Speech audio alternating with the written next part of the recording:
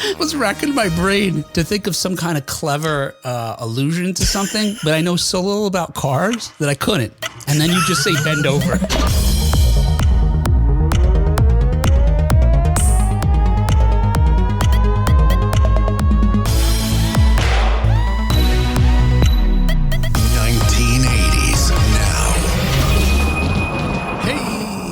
Welcome back to another episode of 1980s Now, a weekly examination of the importance of 1980s pop culture and its influence today. Hey, everybody, my name is Will, and joining me, as always, is my co-host. And it's always been this way. I've only ever had this one co-host, and his name is John. Just the one. Hey, John, how are you? Hey, Will, how's you doing? Good. You know, I wish we were doing now an episode about the Mandela effect. Wouldn't that be appropriate? Yeah. That would have been, if only we could have planned that far ahead. Well, you know, I actually, not really how we roll. I've been semi-researching that for a while to see how many we could get that ties to like stuff from our generation, but there's not that many. Sure. It's only like a handful. So I don't know. But yeah, that'd be great to convince folks that Kat never existed. Who? Exactly. Yeah, Kat is not joining us today. She had a conflict, and it is not Duran Duran related, so we forgive her. What? She told me it was, but not to tell you. Oh, damn it. She told me not to say that. My bad. Sorry, Kat. Spill the beans. They've got to be doing some kind of private event, too, because I swear they had stopped touring. It was, yeah. It was just for super fans. Hey, on today's show, you know what's interesting is like I feel like this episode, if we completely fuck up this episode, it feels less like it matters less. It doesn't feel official because Kat's not here. So Kat's not here, right? Anything goes. Anything could happen, right? And if something goes wrong, we just blame it on, well, Kat wasn't here to make sure it all went right? Yeah. So it's, or upsets the balance of the triumvirate. It's nice to have a scapegoat once in a while. Yeah. Well, she's usually the scapegoat. Hey, on today's show, John and I alone are going to be schooling millennials about Gen X. We're going to look at 5 videos at least from members of the younger generation that they've published on TikTok, invoking our good name, not 1980s Now and not John or Will, but Gen X. And there's been folks, you know, whenever they, it's almost like summoning Beetlejuice, right? I mean, if you say Gen X in a TikTok video, there is a Gen X creator that is stitching or doing a duet with that video and setting you straight. Doing a reaction to it. Yeah.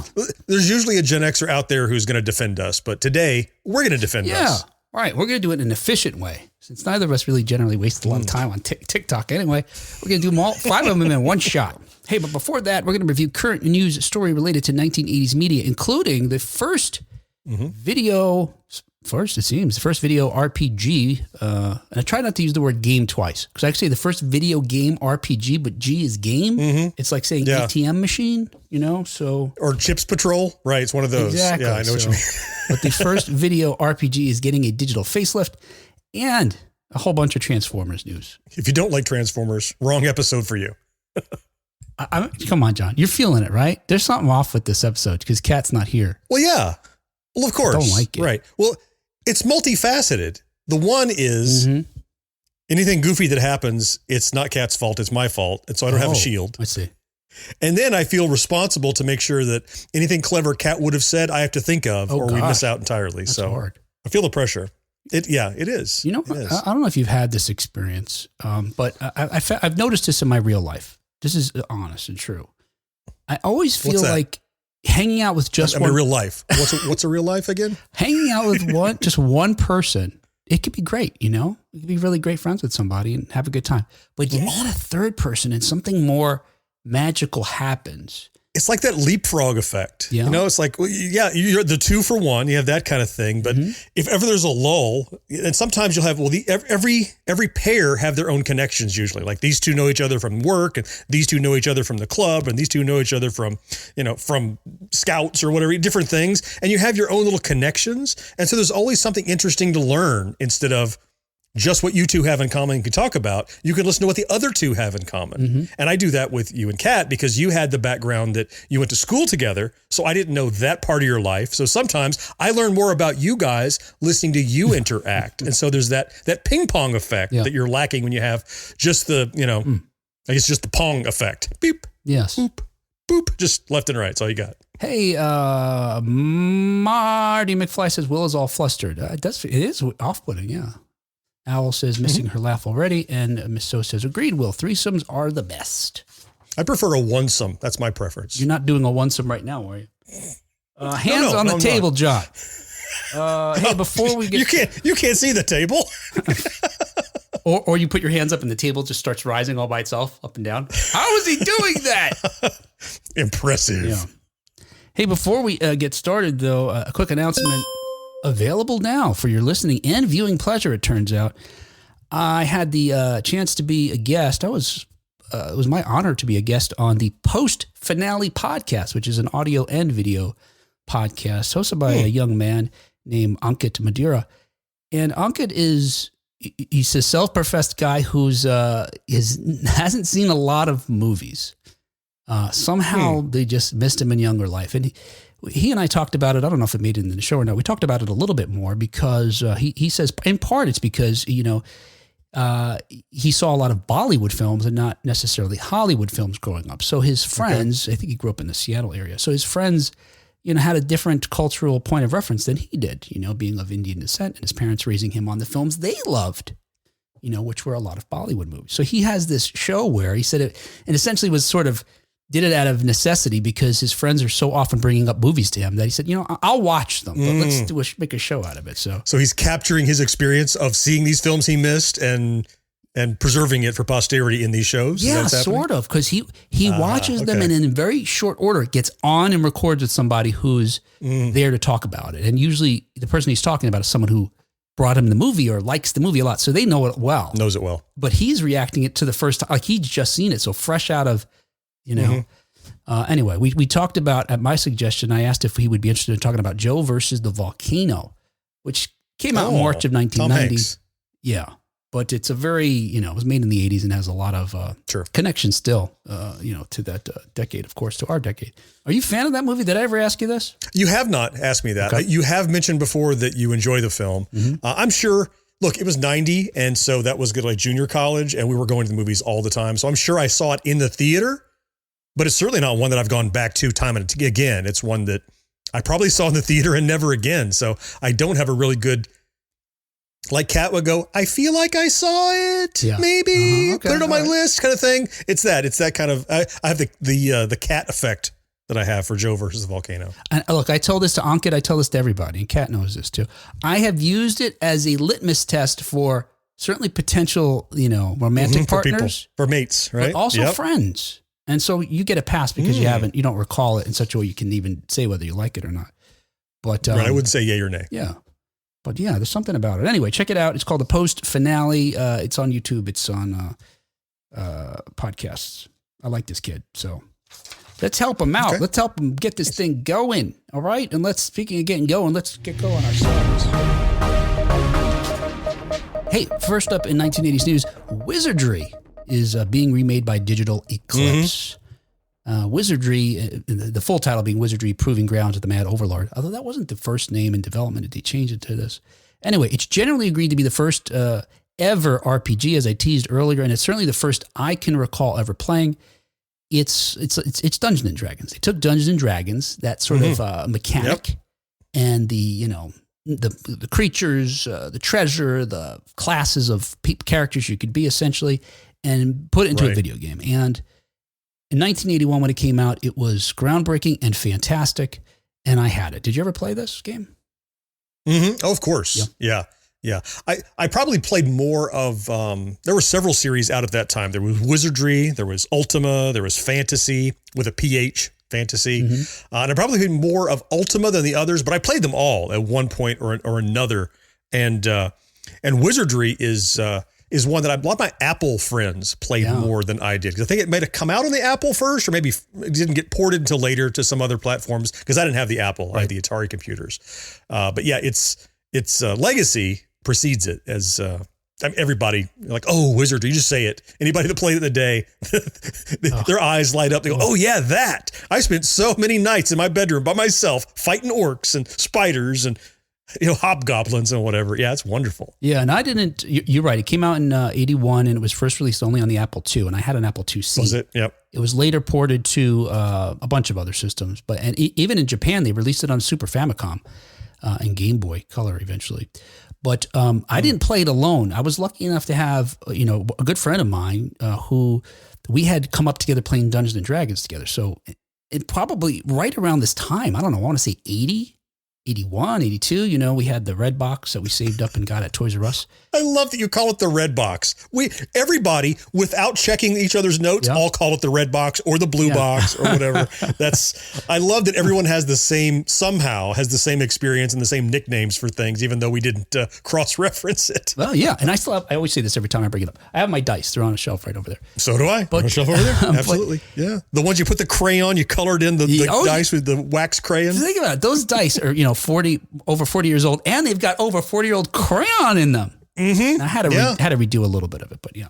But yeah, so when Wizardry comes out, it's like, oh my God, we don't even need a dungeon master. We could just play this. So, and I used to be the DM, and it was fine, but I didn't get to enjoy it the way they did. I enjoyed a different aspect of it. So when this came out, hours, like you said, hours. So I wasn't alone spending hours, but we were in my basement where my computer was in this, room that wasn't completed. It was kind of part cellar, part basement. Yeah. And hours. Wonderful. And I was the guy because I was so, what's the word when you, I was going to say maniacal. When you approach methodical. Both? Well, it could be both. Sure. Yeah, why not? Both. I think you're maniacally methodical would be my guess about you. Well, is that like alignment? Like chaotic neutral and lawful evil? Is that in real life? Yes. It's a real life alignment. Maniacally methodical? Yeah. Anybody like chaotic good? What is that? That's great. Anybody who gets aroused at spreadsheets. Maniacally methodical. There you go. See the table. And there it goes. What I did, my job was self-appointed. I got graph paper, because we had graph paper from in elementary school or something. And I would map out the dungeons as we went. All right, we went 2 across, so you could know where to go back like that. You're being chased by something. All right, turn left, turn right, go right. That was a lot of fun. Anyway, so it turns out this game, which I didn't know at the time, was created by Andrew Greenberg, who was a college student in Cornell when he first came up with this idea and started programming. And that was in 1978. And by 1979, he had a working model of it that was being played by his classmates, and they thoroughly enjoyed it. And he teamed up with Robert Whitehead. Robert Whitehead. I know I got it written down here. So Whitehead. That sounds right. Yeah, okay. Yeah, Robert Whitehead. Longtime developer. I didn't realize this. He co-founded Surtech, which is the publisher of the game. I didn't know that. He co-created or co-founded Surtech with Norman and Robert Surotech. Their name is Surotech. One of the things that the publisher, their financer, who was their father, I think, the Surotech's father, insisted on was that they do very professional looking packaging. And oh my goodness, do you remember that box? It was black with like a raised foil dragon. Yep. And the lettering was like foil and oh gosh. Yeah, it really stood out. It looked like it was the real deal. Like you would not have known it was programmed by a college kid. Yeah. Which in hindsight, most of the best stuff was programmed by college kids back then anyway, because making games wasn't a job. Yeah. You didn't get paid really to do that. Yeah. So nobody knew how to do it. It was really people with near infinite free time or time to waste not going to class would do those things. And now it's of course a career and there's a college track you can take and all that. But turns out I'm finding a lot of my favorite games from back then. Yeah. Kid in his spare time, 17 years old. And because he could dump, 20 hours a day into it and not be tired. Yes. Unlike an adult. And a love life. You could just dump that too. Who needs that? Anything social. You have that anyway. No loss. But think about this packaging, and you're talking about Ultima. So many games that just came out like in a Ziploc bag. You have all the floppy stuff in there with like a photocopy of the instructions folded up. So this was top notch. Anyway, Digital Eclipse is the developer right now that's giving it a digital this game a digital makeover. And according to the studio, it's actually built directly on top of the original game. But it's they can do. They made and the graphics on the original are as low tech as you imagine, as you can imagine. Yep. Mm-hmm. But they are bringing that all up into like full res graphics, 3D images of the dungeon that you crawl through. But in addition to the visuals, they're going to remake some of the or improve some of the features, including how the party management is worked, the navigation, the spell casting, the movement, combat, sort of like that. So I haven't played it yet. There's a beta that's available now on Steam, but the full version after they get through this is going to come out sometime this year, and I think I'm just going to wait to play it then when it's expected to be available on other consoles as well. Fingers crossed. Digital Eclipse is now not say now, for a long time now, for probably 15, 20 years, they've been well known for game preservation. And it's one thing to go, hey, we slapped an old game on this thing it'll run on. It's another thing to the presentation and the attention to detail that they do. And because of all the work they're doing, last year they were purchased by Atari. So Digital Eclipse is now owned by Atari, but they continue to give them the autonomy to do things that were not, like Wizardry, that were not Atari games. Oh. So they're not hamstrung by being Atari, but after the work they did on that 50th anniversary package last year, Atari said, well, what are we doing not owning these guys? And so they have more ammunition. They have more horsepower behind them to do the projects they want to do. And they do great work. That's awesome. I love that. They have that freedom still. And I haven't seen it, but in learning about this, I learned that they also did an interactive documentary for the making of Karateka. I love Karateka. Oh my God, it's so good. It's so good.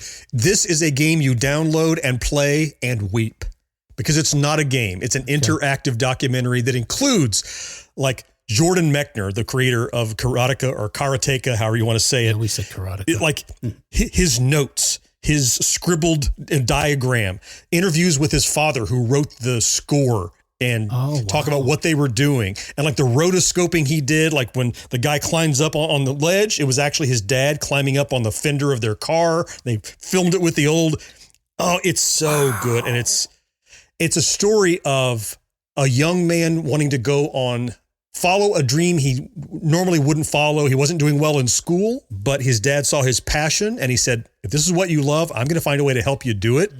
And it's a love letter to him and his father and his family and what good work he did. And it's captivating. If you don't have it, get it. You will cry. And then you'll play Karateka. You've sold me wonderful. on it. Like I said, I love the original game. So yeah, that'd be very cool. It's so good. Yeah.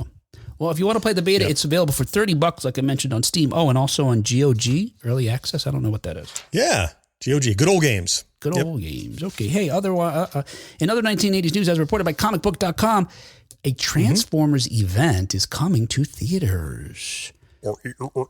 Yeah. That's Autobots roll out. In addition to the many great films and songs turning 40 this year, this just crept up on me. I didn't realize this, but the animated Transformers is celebrating the milestone as well. And in connection with that anniversary, Hasbro has a special treat in store for longtime Transformer fans. Are you a longtime Transformer fan or a long ago Transformer fan? No. Okay, moving on. It's not a don't like Transformers. It's I was an older Gen Xer, and it was kind of it was the later end of Gen X that got into that. So what was it, 83, 84? We just said 40 years, 84. Yeah, 84, yep. Right. So I was junior in high school, something like that, sophomore in high school. I moved on to computers by then. And so I was programming computers. I wasn't watching cartoons as much, but appreciation for Transformers and watched plenty of it, but it's not like I collect them or anything. So yeah, I know what a big deal it is to have these voice talent together again. Yeah, what you're referring to is not only they're going to show the first 4 episodes in theater, but for the first episode with the pilot, they're actually going to do a split screen where on part of the screen, you're going to see the table read that includes the original voice actors. That awesome. Is pretty cool. Yeah, I dig that. For anybody that's a fan of anything, seeing how the sausage is made can be so fun to go, I've only ever seen it this way. And now like you turn and look at, behind the stage and find out the people working on it. And it's, like I said, not being a super fan of Transformers, I can definitely appreciate what this is going to mean to people who are. Not like real sausage though, right? We've talked about this before. It's a horrible metaphor or whatever. The metaphorical sausage. You don't want a general. All right. Yeah, there you go.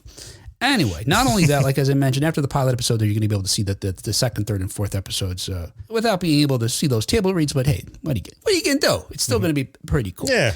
According to the official press release, they write, quote, the Transformers animated series catapulted the imagination of fans of all ages, unless you were John's age or older, when it premiered in 1984. Most ages. Introducing a timeless battle between good and evil, fueled by action and adventure. Ask any longtime fan, and they could probably tell you where they were when they first heard Optimus Prime's iconic phrase, Autobots, roll out.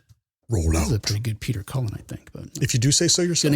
I do. I'm the only person who's going. Someone's got it. Sorry. Fans who see this are also going to get a sneak peek of the animated series Transformers Earthspark during the event. Tickets for Transformers 40th anniversary event are on sale now. And I didn't realize, look, that story comes out. So like we do, every week we see one story. So we say, well, this makes me curious about this other thing. So you start digging in. So much Transformers is happening this year. Of course, probably because it's the anniversary. Yeah. Now, I have to interject in here, say, you had to talk about how good your impression was. That's what Kat would have done. She'd have went, oh, that's great. And so I missed on the beat. I didn't compliment you. You had to compliment yourself. It's just a missing cog. I see. So I did the Kat role. You were able to maintain your own role. But at other times, you're going to do both too. And then I could just be me and vice versa. We have to hand off. Yeah, we have to hand off. Do our best. Okay. Yeah. Darth Baca says, I'm a longtime Transformer fan. And Darth gives a thumbs up, which we're going to thumbs up emoji, which we're going to talk about a little later. That might be offensive to some people. I don't know. Younger people. Yeah, passive aggressive. And Miss So says, totally understand, John. My brother and I were still in elementary school when the cartoon came out. That really was the age range it was aimed at. And a little older. I think a lot. Was it mostly aimed at boys, like a He-Man was? Yeah, probably. I just think cars and helicopters are probably aimed. I'm not saying we're going to box it off and require it, but I feel like that show was aimed at young boys because it was, it was robots and fighting and cars and stuff. So I always assumed it was. Yeah. And of course, the fact that it's aimed at anything doesn't mean that other people don't like it, but you know that. No. Of course, obviously. Yeah. And Kat would have mentioned that, so I brought it up. Yeah. Kat would have explained that her brother watched it. See? And she would have talked about her brother, who's not on the show, Kat. You want your stories. Sorry, that was a little passive aggressive. Hey, but it's okay. My point is thumbs all the way up. I'm starting to get it. So my point was going to be that there's a whole lot of Transformers stuff out there coming this year during the 40th anniversary, including, So this is what we got to do, everybody, right? Tomorrow, the trailer for Transformers 1 is coming out, but this podcast episode is going to air Monday. So I'm probably going to leave this all on the show. I'm probably going to leave this all on the show. Of course. Why edit this out if it doesn't make sense? But I do all that work to leave this stuff in. Yeah. But we don't want to seem like we missed a scoop. We're talking about Transformers, right? So it will be dumb or seem like, journalistic negligence that this comes out on Monday. We need to talk about a thing that just happened 2 days ago or 3 days ago. So let's pretend we just saw. Well, wait. Yeah. No one's going to accuse us of journalistic anything. Don't worry. You're going to be okay. It's not a real concern you should have, but I get the angle you're coming from. We're hoping they throw journalistic anything. You're right. Journalistic shitheads would we take it. Right. Actually, journalistic negligence would be a compliment because at least they're acknowledging our journalistic qualities that are poor. Our response would be, thank you. Thank you. That we appreciate that. Right. So I'm going to say always it like serve this. as a bad example. So, hey, just last week, the trailer for the forthcoming animated Transformers movie, Transformers 1, premiered. What did you think about the trailer, John?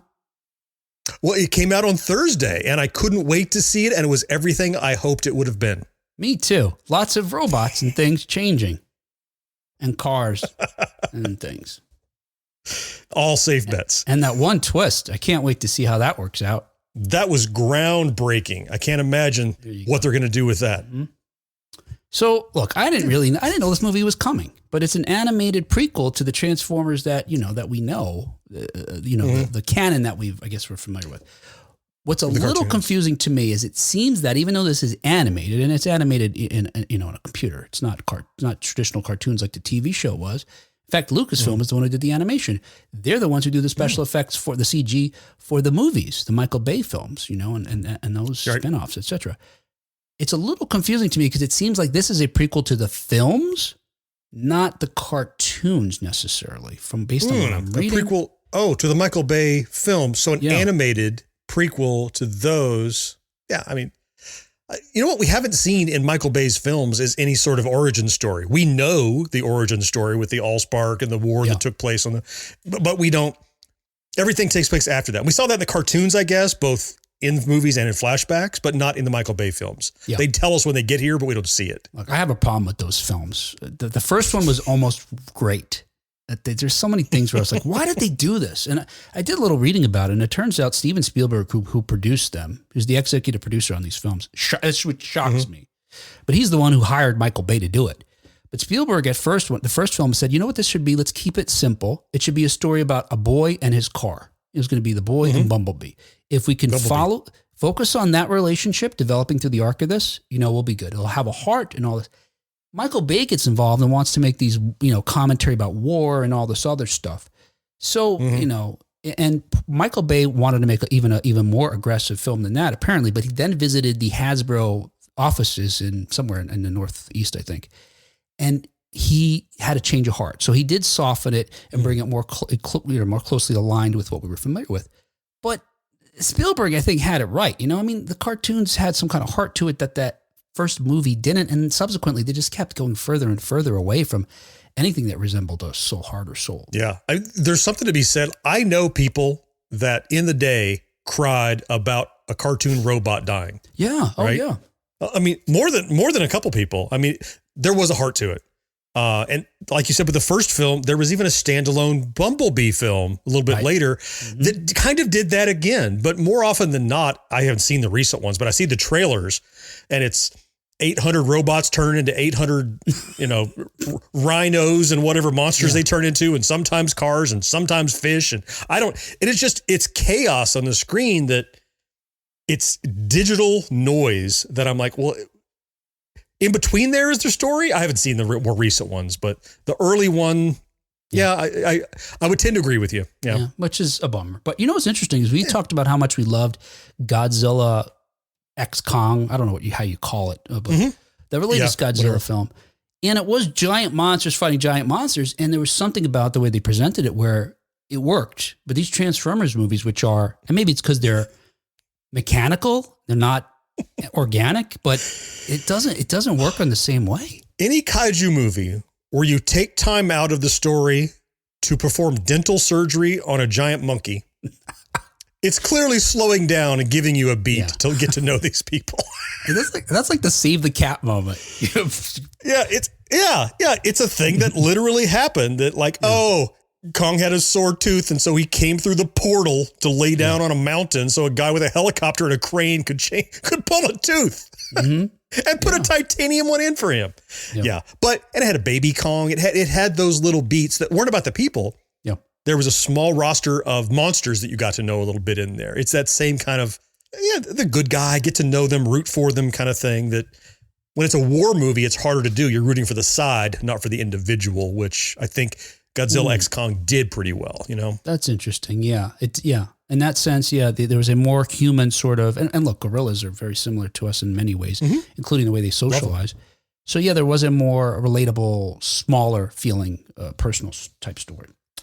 Yep. Anyway, so this is what they say. This is described as a quote origin story set on the planet Cybertron and will center on the relationship. Awesome. It will center on the relationship between a young Optimus Prime and a young Megatron. Oh boy. Anyway, it's going to be, it could be great. It could be great, but I don't know. It's going to be directed by Josh Cooley, who, the only other directing credit he has is Toy Story 4, for which he won Best Animated Feature, at the Academy Awards. I'm hoping that's a pull quote on the DVD cover. It says, "Oh boy, Will, 1980s now." Maybe after I see it, I feel differently. But right now, I don't know. Anyway, but it also includes a veritable bevy of talent, but not Chris Pratt. Thank goodness. But that said, they do have a Marvel superhero actor. Chris Hemsworth is playing Orion Pax / Optimus Prime. So I guess being an origin story, he is Orion. Somebody knows more about Transformers that's on here than we do. Becomes Optimus Prime. Not me. But you got Brian Tyree Henry plays D16, who I think becomes Megatron based on this. Scarlett Johansson is Alita 1. Keegan-Michael Key is B-127, who is Bumblebee ultimately. John Hamm as Sentinel Prime and Lawrence Fishburne as Alpha Trion. It turns out some good voices in there. Yeah, and it turns out I was first going to be kind of shit on this because so many times, because I have friends that are voice actors, they go to names to voice things, and that Chris Pratt thing, as drives me crazy. Because he's just himself all the time. But a lot of these folks, obviously they're on-screen actors, but they've voiced many things at this point. But Chris Hemsworth, it turns out it's his first job animating or voicing an animated character. And he only joined it after he was impressed with the screenplay. So, hopefully that means something. And unlike the other Chris, whose name I invoked just a moment ago, he is, according to this, he's made an effort not to use his own speaking voice for Optimus Prime. The Hemsworth has. Okay. Yes. Is that what you're saying? Okay. Yes. Put in a little effort. Yeah, come on.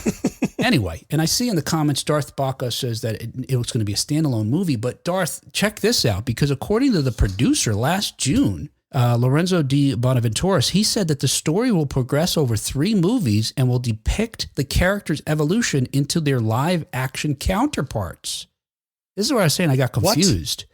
What? So it's going to be an animated thing, and this is the guy who's been producing the Transformers movies. So the animated prequel that we're going to see, we're going to see them over the course of 3 movies become ultimately the Optimus Prime that's voiced by Peter Cullen in the first Michael Bay film. Right. So in theory, we could watch those 3 animated ones and then start watching the live action Terminators. The live action Terminators? No, the live action Transformers. I would much prefer watching the Terminators, quite frankly. I know that about you. It's true. And if you're worried that Hemsworth sounds nothing like Peter Cullen, who's got that such a perfect, wonderful, sultry voice, unfortunately, buttery. He's cursed in a sense because I hear him. He's like he does a voice on the Invincible cartoon. It's Peter Cullen. I mean, it's Optimus Prime. But the producer went on to explain that Hemsworth's depiction will grow into the leader depicted in the previous installments, stating that the transition will show Hemsworth's voice transform to Peter Cullen's in a way that will make sense within the story. All right. You'd be like, I'm a young Optimus Prime, and I want to be a leader, and I've been studying hard to be good. I mean, that's the flash forward. Anyway, it's scheduled to come out this year in September. There you go. All right. Oh, Lynn says journalistic shitheads band name called it. All right, you could have that. You could have it. It's not bad. And I think Nick's pointing out the problem with the Transformers films. The humor just became more and more juvenile. Yeah, it was like sight gags. I stopped watching them at some point. Let's see. Darth says Orion Pax gets damaged and Alpha Trion rebuilds him and gives him the new name Optimus Prime. See there? Thank you. I knew you would know. See there? We knew someone would know. Yeah. And also, as Darth mentioned, yes, per Deadline and other Transformers news, the Transformers G.I. Joe crossover movie has been greenlit. So after being teased, and look, we didn't, neither you or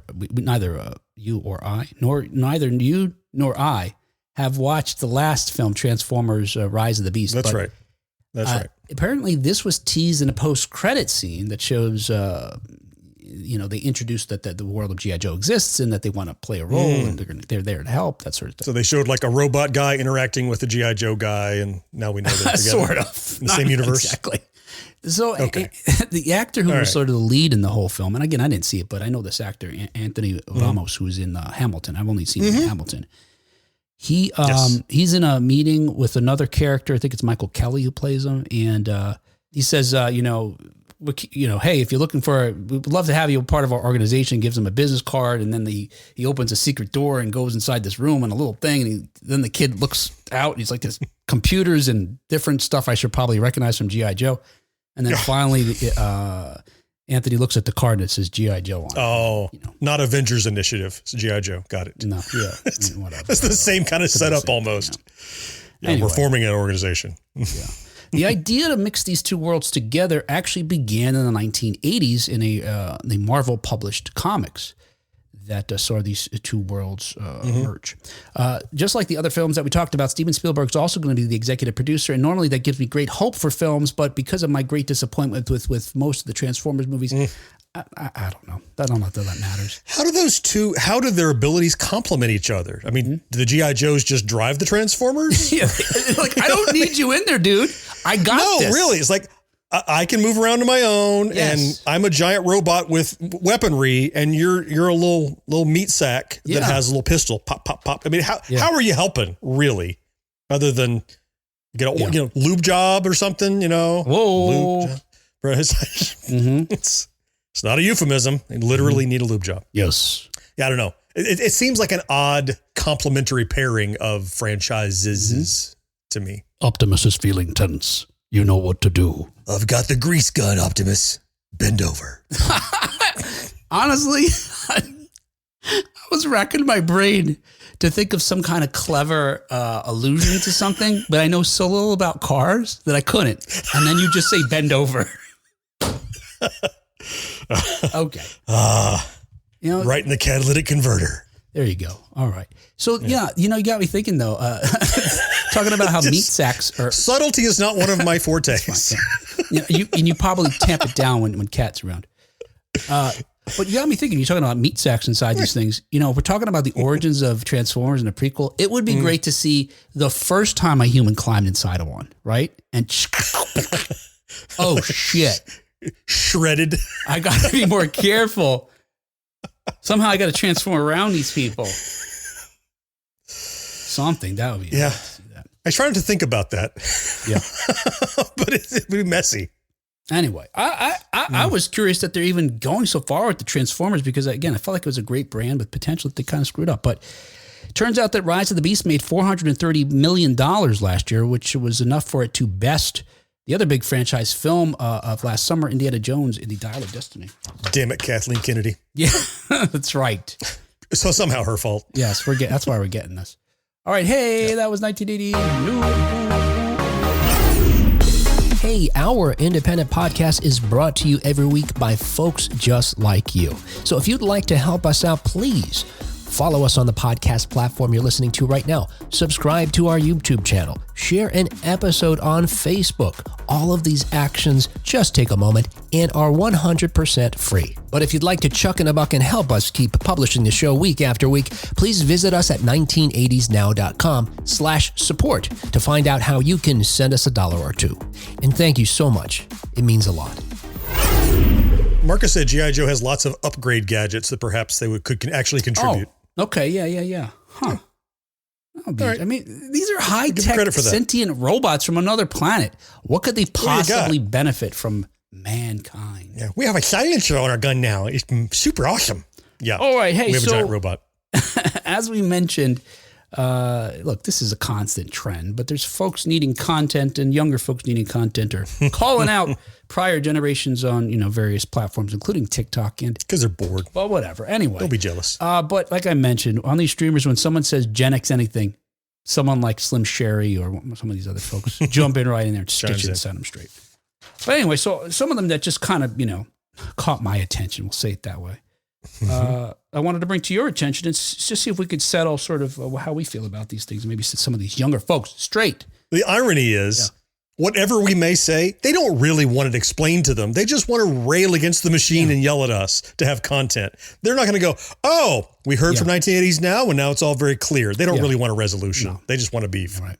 That's okay. Yeah. With regard to G.I. Joe, Lynn says G.I. Joes can do a PSA at the end. Yeah. That'd be great. That's all they do? The film ends and if a robot asks you to give him a hand job, be careful. You need to know your catalytic converter from your, what's other parts? Shock absorber, exhaust pipe. Carburetor, piston. Valve cover, transmission. Pick one. You can't just stick anything you want into a Transformers exhaust. Before you change gears, make sure he's not an automatic. Okay. All right. It probably means something to somebody, but I'm not sure. Not me. All right. So I don't know. What's an interesting order to do these? And I don't even remember what they are. But the mustachioed fellow. Go with him. The mustachioed fellow? Okay. Yeah. He's got a little porn stash. That's a great way to get started, I think. Yeah. All right. So, hey, we'll play a video and we'll hear what these folks have to say. And if it's long, I'll cut it down on the actual podcast. It's a TikTok. How long could it be? How are some of y'all going around living life not caring what people think about you? Like, truly tell me how you do it. How are you not bothered when people don't like you for no reason or are mean to you for no reason? Because the advice that I always get is like, well, just don't let it bother you. Which to me sounds like if somebody punches you in the face, just like, don't feel it. I can't turn off the way I feel. I can't turn off my emotions. Like, are y'all telling the truth? Do you really not care? Or is there something wrong with me? So is that a characterization of Gen X that we say that maybe. That we say just get over it? Maybe. My experience, look, I got to be careful with my kids because I do feel, from my own experience, and I guess it's only now with the benefit of the internet and all these things that we're able to, and Facebook, et cetera, that we're able to realize that more than just us, that other people share our experiences and some things in great numbers. And I think Gen X, for the most part, it is a characterization that is one of those things based at least in part in truth. And I could speak only, I guess, from personal experience and maybe my circle of friends that we do tend to be more thick-skinned than other folks I know. And as a result, I do have to be careful when I'm trying to teach my kids to just who cares, to not say it that way, because it seems so dismissive of how they are feeling. It does. Well, and anything I say for the remainder of this episode and truly throughout my life, when I mention Gen X or anybody, to categorize people by their cohort is not fair because there's a blending. There's, late boomers and early Gen Xers. There's a lot of overlap in there, and truly a lot of experiences that you have doesn't mean you had them. When people talk about the Gen X experience, it doesn't mean we own it or we only have it. It just means we all had it and maybe other people did too.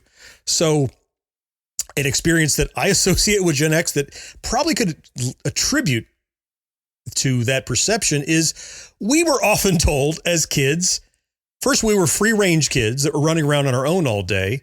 And if we got hurt, we got in trouble sometimes. Or if we got hurt and they would look and go, yeah, just walk it off, rub some sand on it. Yeah. There was less knee-jerk reaction that you're actually hurt. Doesn't mean we're neglected. It just meant that we weren't coddled, probably, because our parents were busy. We started the two-family working family households, and we were by ourselves a lot. And so I don't think anybody means don't feel it. He said it's like get punched in the face and don't feel it. It's really about don't internalize it emotionally right away. I have found, give it a day, and you'll probably feel much better about it before you feel horrible right now. Just it'll be better tomorrow. Relax and wait and see how it goes. Yeah, look, to your point, the disclaimer of this whole thing is obviously we have our unique experiences, and some of them may be in common, and some of them are in common in greater numbers, and maybe that's where these stereotypes come from.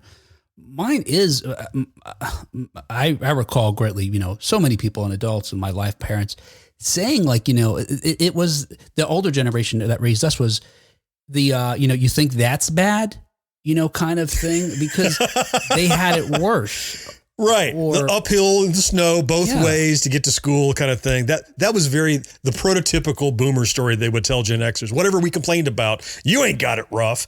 And we probably didn't in reality.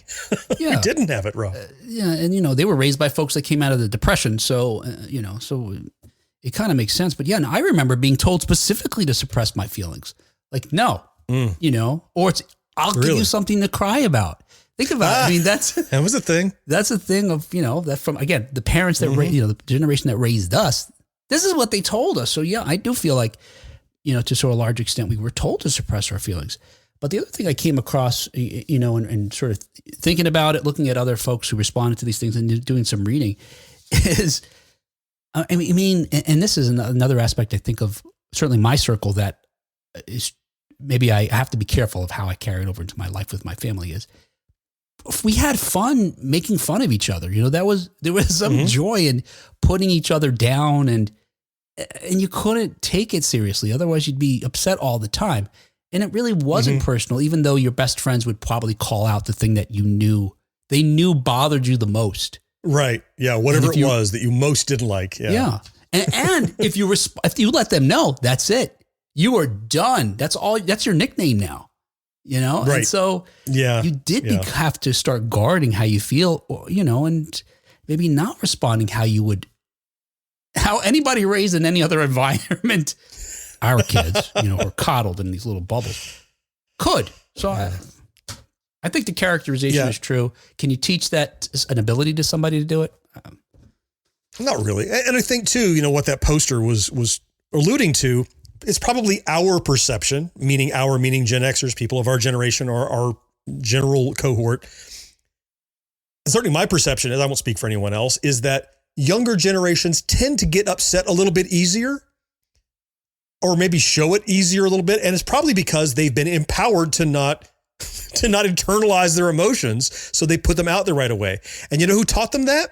They're Gen X parents. It's not like we can blame anyone except ourselves. We became the helicopter play date parents that we didn't have. I think we overcompensated for the lack of oversight that we had as kids. We swung the pendulum way too far.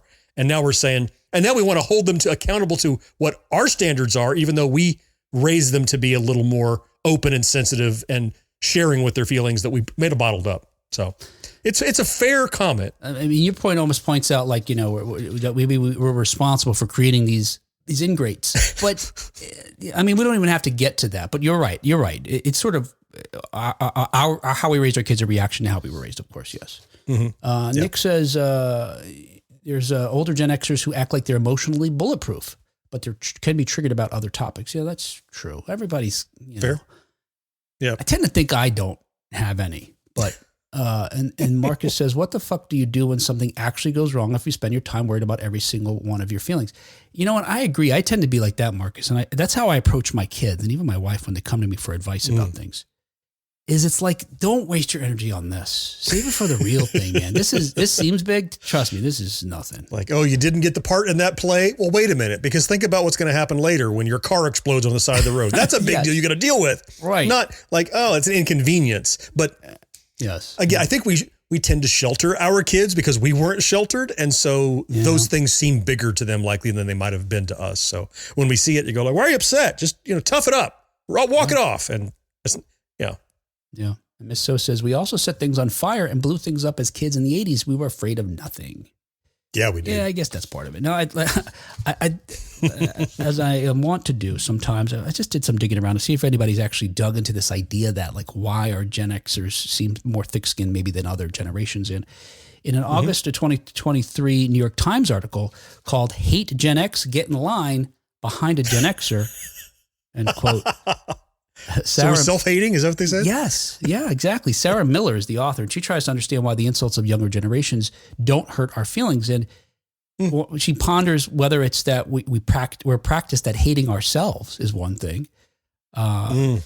She talks to someone who says, I don't think it's necessarily that, but maybe it's just that we are self-deprecating and our generation's more that. And I do remember a big part of our humor being self-deprecating, but that was a way of disarming people. You can't make fun of the fact that I'm short, because I call myself Shorty, or whatever, something like that. And so it was another coping mechanism to avoid having to have a situation where we even had to have feelings. I'm just going to, cut that right out. Yeah. Plus we're the whatever generation, it's rather than argue and fight and deflect, our method of ending it was like, whatever, that attitude, though we saw it in pop culture, it will even say whatever, the attitude that I saw as I was a kid and a young adult was, it's not that you didn't get upset by it, but you're not going to waste time on it. So you go, whatever. And it is dismissive, but it also is protective because now I don't have to invest more time and energy in this thing that bothers me. It's our version of it is what it is, I think, like, whatever. That's what you're going to be like, be that way. And I'm not going to deal with it. I'm not going to talk to you about it. Whatever. I think like we've talked about before, it's a little more nihilistic though too, because how we kind of expected that we might not survive into our, adulthood. So it's like, why am I going to bother with this? I don't have time for this. I got to live my life here. I'm going to be dead in 5 years when the bombs go off. But ultimately Miller talks with Patrick Blanchfield and Abby Klutchen, I'm going to say, who are the hosts of Ordinary Unhappiness, which is a podcast about psychoanalysis. And they suggest that generations have superegos. And they explain that the superego is the message a person gets from authority figures that they take to be coming from inside their own minds. And they suggest, quote, you could say that the superego of the boomer generation is I can do no wrong, and the superego for Gen X is I can do no right. And that's also speaking to the idea that if, we already know our limitations. You're not going to point them out. You're not. No surprises. Yeah. Let's see. Who else should we look at here? Your pick. I picked the last guy. I'm trying to see. I wanted to save this one for last. So I'm trying to. Okay. I don't remember what this woman speaks about. I normally don't do like generational tiffs or whatever those videos because I think they're stupid and petty.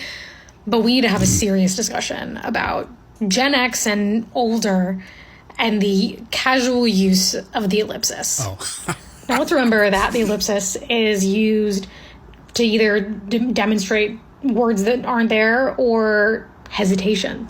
But I'll be in work all the time or on Facebook with, talking to older relatives, and all of a sudden they'll say, have a great day, ... Let's meet on Tuesday, ... What is going on? Like, do you just not know what this is grammatically, or do you hate me? Is this like one giant generational passive aggressive power move that I'm unaware of? I can't. I'm so confused. I'll start. I agree with her. Okay. The overuse of ... is a passive aggressive. It's as if you end it with, it's one thing to go, hey, would you do me this favor? It's something else to go, would you do me this favor? That you probably owe me and I'm waiting for a positive response. Because, you know, it's this trailing off of like, I didn't have a complete thought because I'm not saying the part that you know I'm thinking. Okay. It's the difference between, you know, have a nice day or have a nice day, ... You dirty bastard who doesn't deserve it. You know, it's that kind of, it implies something after it that you're leaving out that can be perceived. That bothers me too. Is that generational? I guess she experienced it that way. Yeah, that would be my question. I think Kat uses them a lot actually too. So it'd be great if Kat were here, but she's not. Lynn writes, ugh, ... And Nick says, child, your generation doesn't even like punctuation. Yeah, that's true. Who are they to cast any stones in this regard? They speak in emojis, etc. No, I don't. I guess I know some folks of our generation that do it. I don't know that it's a generational thing, and I really don't care. I just don't. No, you don't. So I do. I do care. Yeah. Yeah. If someone says, "I'll be right there," or if they go, "I'll be right there," ... because you're inconvenienced me somehow, and it just feels like you've left off something that you're not saying because it would be mean, which is as good as just say the mean thing. Don't be so pussy about it. Come on, just do it. Well, yeah. If that's what it means, then yeah, I get that. Just be direct. But I would think if it's a generational thing and we're limiting to Gen X, they would just say the thing. You know, I mean, I think that's another thing about our generation. We're fairly direct. Yeah, I don't see that as generational behavior, but I see it as one that I find distasteful. Yeah, you just don't like it. Yeah, I get it. All right, let's see here. What do we got here? Let's try another one now. Anybody else think it's really kind of weird that we never got a Generation X president? Like we had Clinton, who was a boomer, and then we got Bush Jr., who was another boomer, and then we got Obama, who was a boomer, and then we got Trump, which is silent generation. So we went back a generation.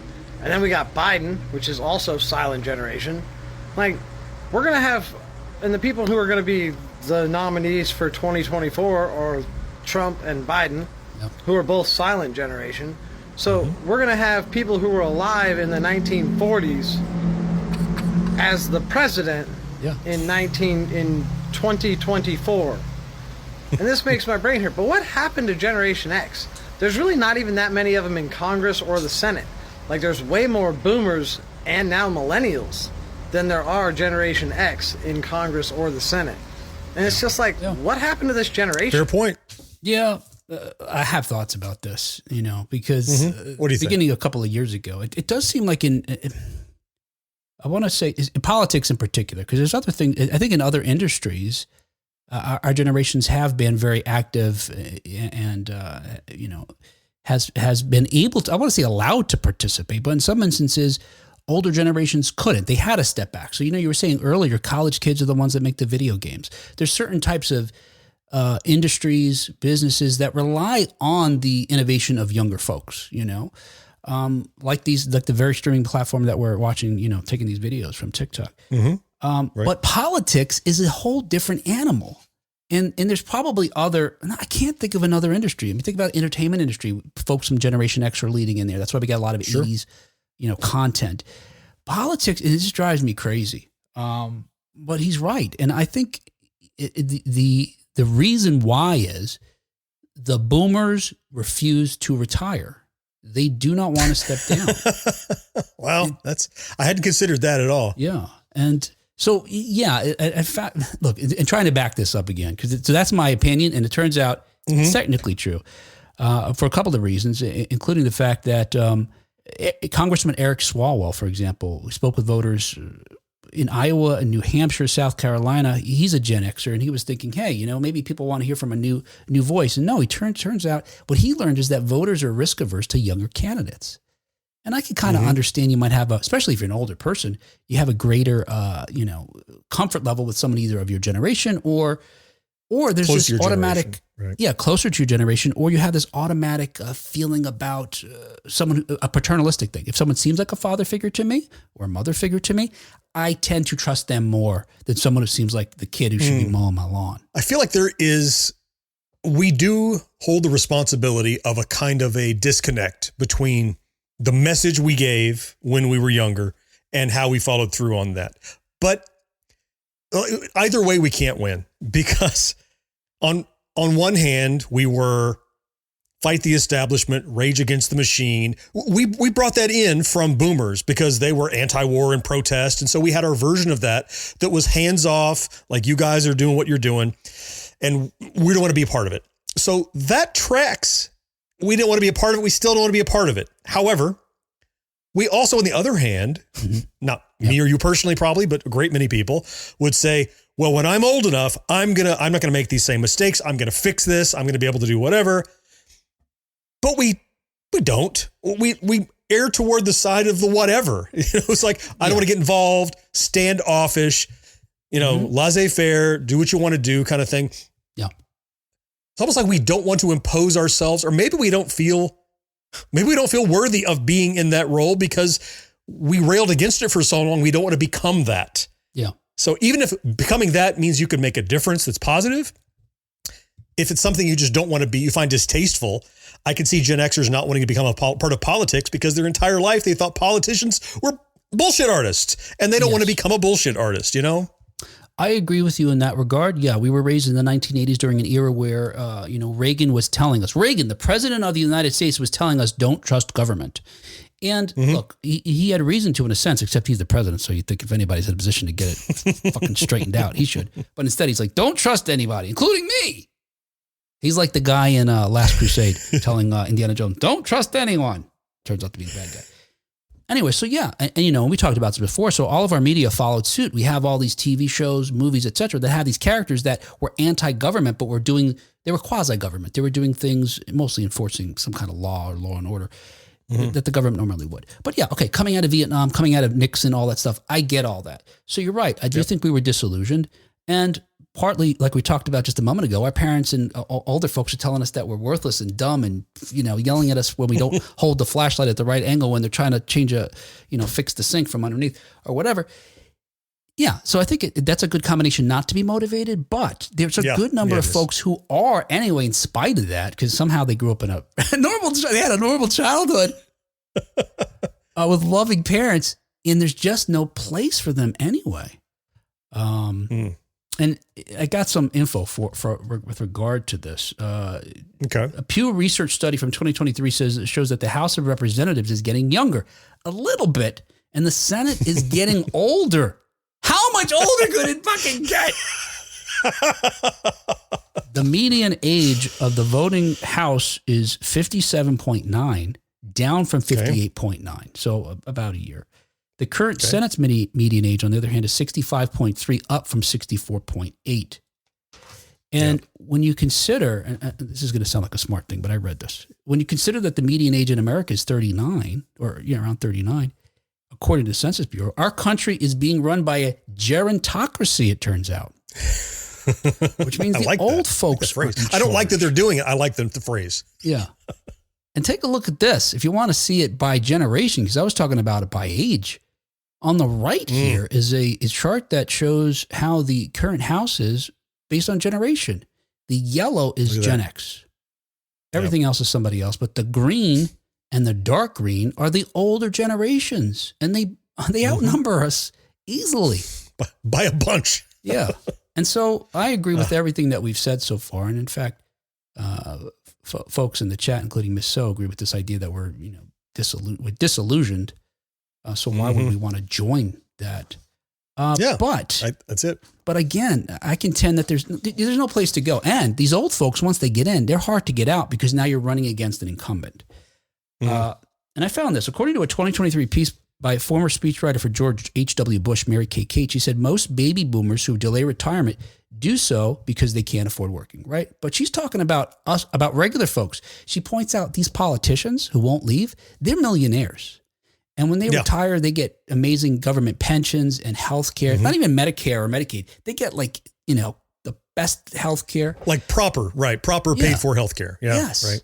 So instead, the healthcare we would like to have. Right. We all, residents would like that. So she explains, she provides some other theories. One is that it's denial, that they associate stopping work with the end of their life, and they don't want to be reminded of their own mortality. Another one they say is identity driven, and the fact that they so closely align themselves with their work that what would it mean to stop doing my work? Well, if you do it for 60 years, I can see why. Perhaps if you become identified with it. Yeah.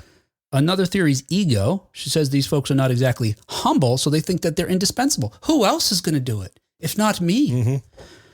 And then finally, she suggests, of course, that in the political world, their interest is often about power as well. And who would want to give up the power that these folks have?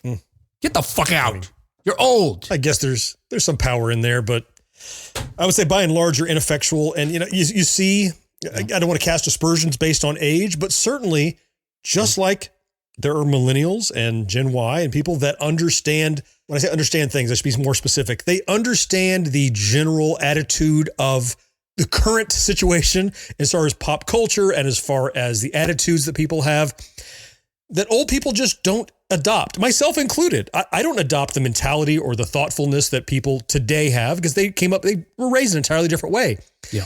But when the country is younger, why should you have people that have never adapted making the laws? Yeah. And we see the butting of heads against lawmakers who are set in their ways from the 40s who want to impose 40s like norms upon people that were not at all raised that way. Yeah. Yeah. It's frustrating. Yeah. Enough to make me want to run for office. Do it, John. Not that frustrated. No, not that frustrated. Time, Marcus says, and this is actually echoes a sentiment that I've seen, Gen Xers, content creators on these platforms respond to this video. Marcus writes, we aren't metered enough in our communication to run for office. Yeah. Some folks are suggesting you don't want a Gen Xer in charge. Can you imagine? Because like we talked about before, they don't give a shit what you think about them. If they want to get something done in a certain way, they're just going to do it. They're going to directly tell you. And, so but that said, obviously the folks that would run for office, I imagine, and have the charisma to get it, would have the skills to do it. Yeah. Would have some more of that, internal governors on their activity, probably. Yeah, like we do when Kat's around. She's our external governor. Ms. So says local governments seem to run younger, more Gen X in local offices. Yeah, that's true. Yeah, 100% true. All right, hey, let's take a look at another video here. I know boomers get a lot of shit, and rightfully so. And so do millennials. Everyone thinks we're fucking lazy and we can't buy houses. And Gen Z gets some shit too. Tiny attention span, spends all their time on TikTok. Who let Gen X off the hook? Why aren't we talking shit about those guys? They were teenagers in the 80s and were in their 20s in the 90s. Those are the sickest decades. They had the coolest music and the best movies. Where are those motherfuckers now? Why aren't they getting heat for not saving the planet and not making good on all their promises? They were supposed to usher in some technology-driven utopia. Wait a second. Not making good on our promises to the point of everything we've talked about so far. We didn't promise anybody anything. That's it. We kept our heads down. We kept to ourselves. We're just like, they're going to do the world and we're going to sit here and watch them do it. Yeah, we never did. A bunch of those fuckers started these mega tech companies. They were the first people to have the internet, and I think they blew it. So let's not forget to talk shit about Gen X as well. I don't know what the fuck this dude's talking about. Yeah. First of all, people do talk shit, not nearly as much as people on both sides of us. They straddle us when they're mad. It's because you want to yell at the extremes. The very old are going to yell at the very young. But the people in the middle, again, we're just sipping tea, we're eating popcorn, watching them rage at each other. We don't need to be involved. And it's almost the same as the question from before, the same response, which is, that wasn't us. We didn't get involved in stuff. We don't pop our head up. We keep to ourselves because we were taught to keep to ourselves when we were kids. Yeah. Yeah. And like we just talked about, even if we wanted to save the planet, as this guy suggests, there was no space for us politically to get involved. I mean, look, and that's not to say that Gen Xers didn't do stuff in the form of political activism, because certainly they did. Right. But he's generalizing. There are more on other sides of us than there are in Gen X, which I understand, but there's a reason for that, which we just said. Yeah. Lynn says they hate us because they ain't us. Yeah. Yeah. It says I do feel bad for younger folks who can't afford homes and are buried in student debt. I've been looking for affordable housing for me and my brother for 3 years now. No luck. Yeah, I agree. But you know what? I would suggest, and I don't know if this is true, but the people in charge of those programs are probably these old fucks still. Mm-hmm. You know, and look, another thing that happens when you get older is that you start thinking, about your mortality like they talk about, and you start worrying about like, well, what does this mean for me and my life? And I'm going to die. Instead of thinking like, all right, I'm going to die. Let me leave something for the other kids. No, I'm going to take it all with me when I die. Because somehow then I'm not so scared about death. And so you have this illusion like you got to being 80 years old all on your own and nobody helped you and blah, blah, blah. No. Right. Certainly I can relate to that and what the listener is talking about, which is it's tough. My daughter is in her early 20s and it is way more difficult to go out on your own now than it was when I was the same age, without a doubt. We all got there. It's not like it was anybody's one person's fault or one generation's fault, but it's an ebb and flow, and they're currently in the dip of this ebb and flow. They just got the short end of the stick, and I expect it's going to swing the other way eventually. But whereas I think boomers had probably the best benefit of housing and healthcare and things like that. Look at Archie Bunker. Whatever he did, he was made almost no money. He was the only worker in his house. He took care of everybody, including his deadbeat son-in-law, because he could afford it. And now you can't afford to take care of yourself half the time. And I get that frustration, but it doesn't mean that we're responsible for it. And there's just no reason to give a shit because we didn't do it any more or less than anybody else did. Yeah, and certainly affects us too. All right, let's take a look at the last video here, which I think is the most ridiculous of them all. Yo, I guess I'm going to need to be the one to explain to all of the 40-year-old people and above, so 40 plus. Yo, you guys keep sending out these thumbs up emojis, and they look more like this to the Gen X, Z, and Millennials. Yo, we depict the thumbs up as a fuck you. It's rude. You're rude. All right. First of all, she said that Gen X takes his... and Gen Z. So we're lumped in with the folks that are offended by older folks, older than us, giving the thumbs up, which I think we can say is patently false, right? Did she say 40 and older, which would be including young millennials? I thought she was saying that. Anyway, whoever she's talking about. Yeah. It doesn't make sense. She says 40 and older, but then she says Gen Xers are also pissed off about this. Oh, yeah. Yeah, she did. So it doesn't really make any sense. That's irrelevant. Yeah. Well, some folks' response to this, again, on TikTok it goes back to the very first thing we talked about. We don't care. It doesn't hurt our feelings that you are saying this and that you have to be the ones to point it out to us. We don't care what you think about us. But also, we don't care generally if the thing, look, we're softer, like in that sense, John says, a lot of us are with regard to younger kids than our parents were to us. But if we think the thing that bothers you is dumb, I mean, it's hard for us to care. Yeah, we're going to say, that's what the kids are saying these days, right? This is spilling the tea. Is that what we're doing? If it sounds dumb coming out of our face, we'll say it because we know it makes you uncomfortable. Yeah. But aside from that, I've heard the thumbs up thing before. This is not the first time I've heard this. The thumbs up emoji is somehow now perceived as being like, okay, whatever, fine. First of all, whatever, that's our thing. It's a dismissive thing. But it makes me so upset. Words mean things.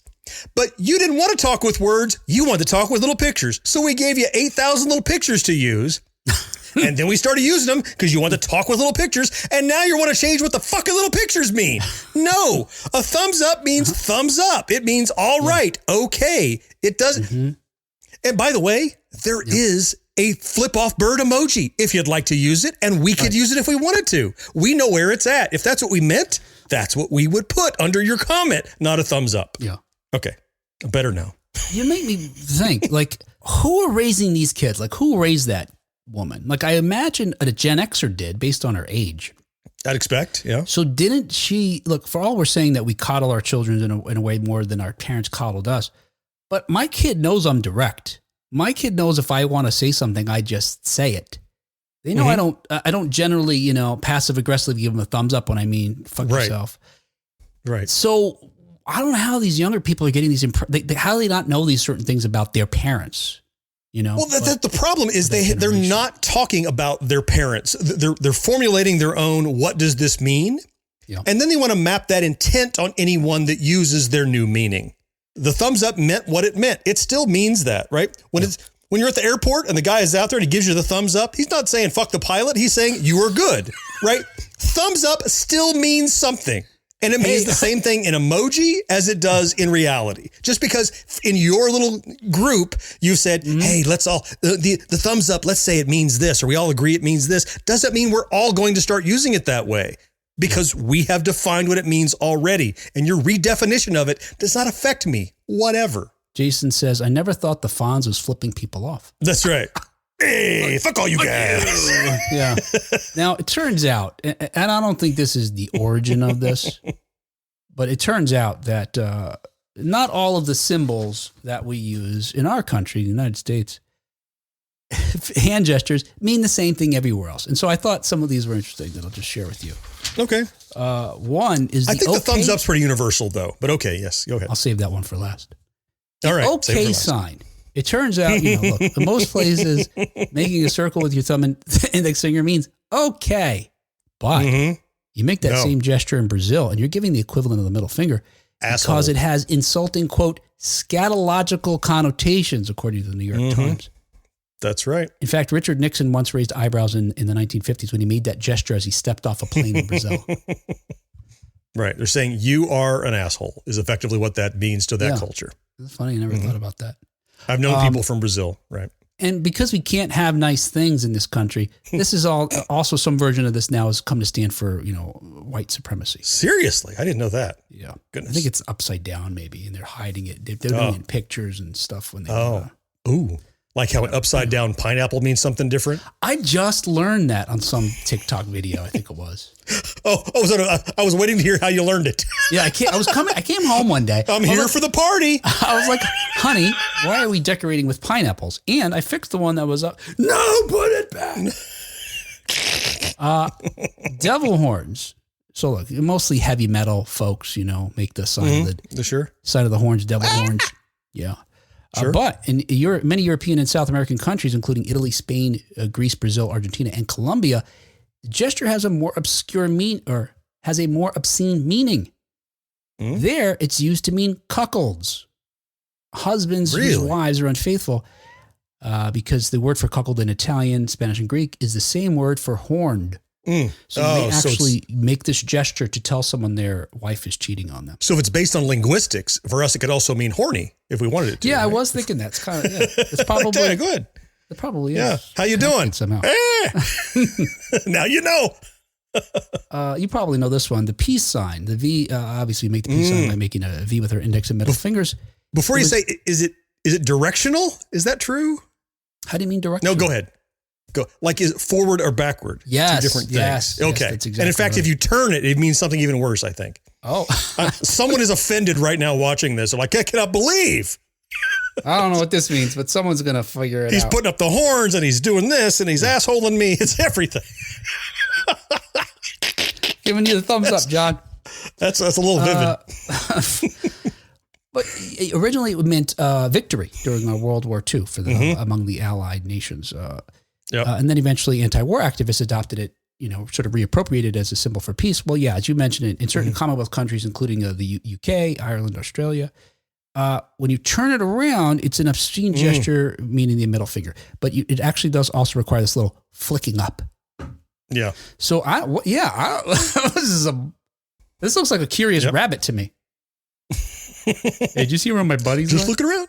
Hippity hop. Fingers crossed. In most countries, crossing your fingers means good luck, but not in Vietnam. Really? There, the gesture is thought to resemble female genitals and is similar to making the middle finger.